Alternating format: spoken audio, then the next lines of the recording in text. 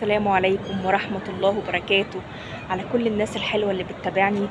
طبعا محدش عارف ليلة القدر امتى، وان ربنا سبحانه وتعالى حجب ميعادها عننا، ده برضو الحكمة علشان نجتهد طول الوقت. لو عرفنا برضو ميعادها ما كناش هنجتهد غير ليلتها، وبقية الليالي للأسف الشديد إلا من رحم ربي كنا هنتكاسل.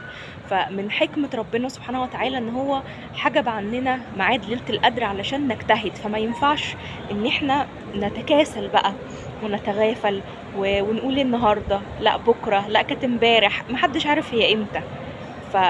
يعني احنا طبعا بنمشي ورا احساسنا وبنحاول نستشعر جمالها وانها كانت النهارده السما صافيه وما كانش فيه مش عارفه ايه وكل ده تمام.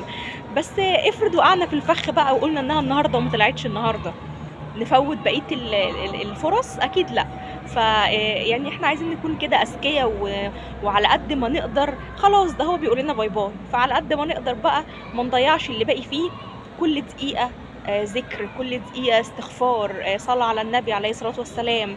اللهم إنك عفو كريم تحب العفو فاعف عني وعن أبي وعن أمي وعن جميع المسلمين أحياء وأموات. ما تبخلوش على الناس، ما تبخلوش على اصحابكم وعلى اخواتكم وعلى حبايبكم وعلى قرايبكم وعلى جيرانكم وعلى اللي تعرفوهم وعلى اللي ما تعرفوهمش. ما تبخلوش، ادعوا ادعوا، ده انتوا بتدعوا رب كريم كرمه واسع قوي ملهوش حدود.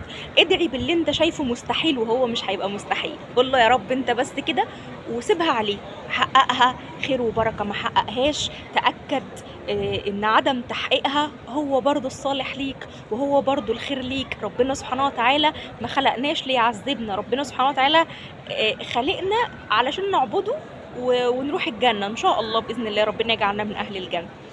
فأي حاجة بتحصل لنا على الأرض ابتلاء، اخدين كده شوية حسنات رايحين بيها في الآخرة إن شاء الله، فبرضو خير لينا، حتى الابتلاء برضو خير لينا.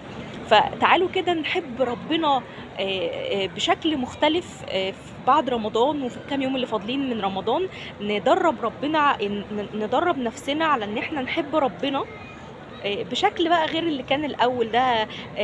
نفرح، نصلي ونتصدق، نزعل إلا من رحم ربي طبعا، نزعل لا نتكاسل عن الصلاة ونتكاسل عن العبادة، نزعل من الناس نمنع خيرنا عنهم، نحب الناس نديهم خيرنا. لا تعملش كده. لما تزعل من حد ولو في ايدك كنت هتديله حاجة اديهاله برضه. عارف ليه؟ عشان احنا بنزعل ربنا ومع ذلك ربنا سبحانه وتعالى ما بيمنعش خيره عننا، بيدينا برضه. فلو انت عايز لما تزعل من حد او حد يزعلك تمنع خيرك عنه، طب تحب ان ربنا سبحانه وتعالى يعمل ده معاك؟ تحب ان ربنا سبحانه وتعالى يقولك طب ما انت كمان زعلتني فمش هرزقك فمش هكرمك فمش هاكلك فمش هشربك؟ اكيد لا. فخلينا يعني اخلاقنا تختلف في الايام الجميله دي، علشان لو انت طلعت من رمضان من غير ما تتغير هتتغير امتى؟ وفي حاجه بقى عايزه اختم كلامي معاكم بيها، ان انا عايزاكم بقى كده تقعدوا تسالوا نفسكم، كل واحد كده بقى ايه مع نفسه بقى مرايته بقى، ما تغشوش نفسكم. رمضان غير فيا ايه؟ غير فيا ايه في علاقتي مع ربنا سبحانه وتعالى؟ غير فيا ايه في علاقتي بالناس؟ غير فيا ايه في قلبي؟ غير فيا ايه في شغلي؟ هل بقيت بتقنه ولا لسه بهمله وما براعيش ربنا فيه؟ رمضان غير فيا ايه؟ غير فيا ايه في شكل وطريقه صيامي؟ غير فيا ايه في شكل واحساسي بالصوم؟ غير فيا ايه في كل حاجه؟ عشان لو انت خرجت من رمضان من غير ما يتغير فيك حاجه يبقى كانت في حاجه غلط. ويا رب تقبل منا صيامنا وقيامنا ودعواتنا وصلاتنا وصدقاتنا وزكاتنا، تقبل منا كل حاجه. احنا يعني عبادك الضعفاء زعلناك جهل منا وما كانش قصد، ومش استهوان بعذابك ولا استخفاف بعذابك ولا بزعلك. ما تهونش علينا يا ربنا، والله زعلك ما يهونش على اي عبد مسلم قال اشهد ان لا اله الا الله واشهد ان محمدا رسول الله.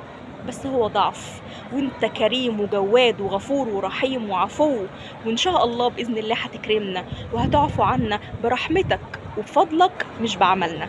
تحياتي للجميع، وكرروا اللهم انك عفو كريم تحب العفو فاعف عنا. وامانه امانه امانه لكل حد بيحب مروه مغربي، ما تنسوني في الليله المباركه دي بدعوه انا ووالدي وامي، ولكم بالمثل ان شاء الله. بحبكم في الله، وشكرا لكل حد بيتابعني.